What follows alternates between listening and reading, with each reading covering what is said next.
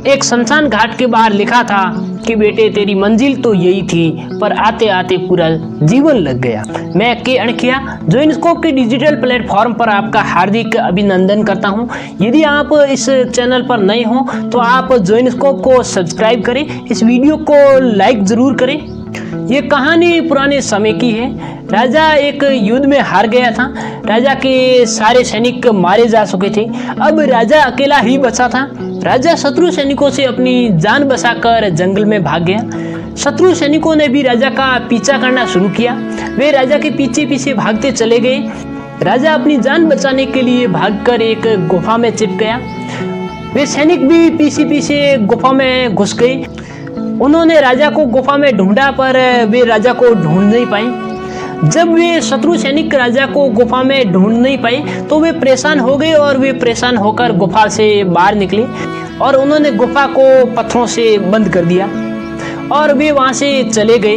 राजा गुफा के अंदर छिपा हुआ था। राजा बहुत थका हुआ था और वह भूख और प्यास की वजह से बेहाल भी हो रहा था। शत्रु सैनिक गुफा को बंद करके वहां से चले गए थे।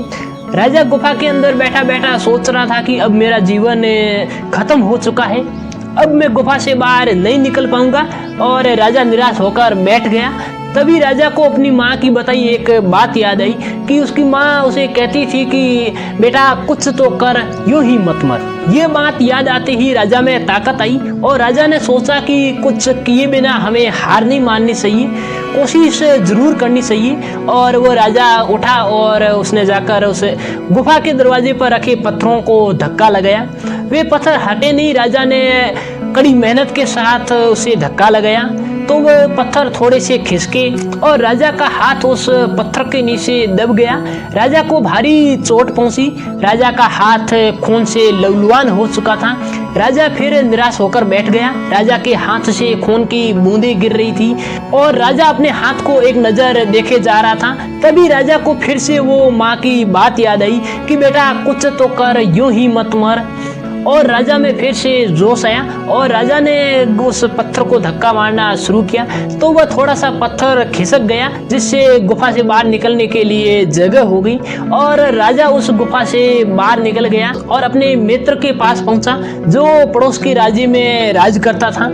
उसने अपने मित्र की सहायता ली और शत्रुओं को पराजित कर अपना राज्य वापस प्राप्त कर लिया।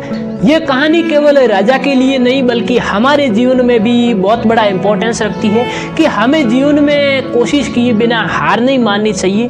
आप ये मंत्र जीवन में हमेशा याद रखना कि कुछ तो कर, यूं ही मत मर। ये मंत्र आपको जीवन में सफल बनाने में नींव का पत्थर साबित होगा। धन्यवाद।